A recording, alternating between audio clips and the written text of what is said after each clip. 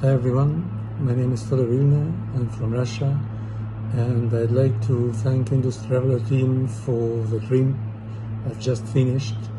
I started at Mysore with an amazing palace and then proceeded north, going to Hassan, Hampi, Halebidu, Bijapur and Aurangabad for seeing Ajanta and Ellora caves. So now I've covered like 5 UNESCO listed sites in one trip, and saw the remnants of Vijayanagara and Hoysala empires and dynasties, and the whole trip has been awesome. I'd like to say many thanks to Mr.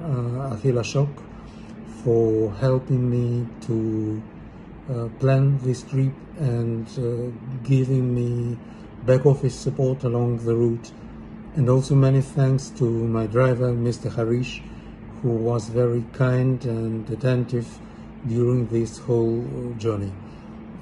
Totally recommendable company, guys, so don't miss it. I've been in India 4 times before and covered different parts, but I'd say this 5th journey was the best, the most intense in terms of sightseeing. So do it, welcome, and thank you once again.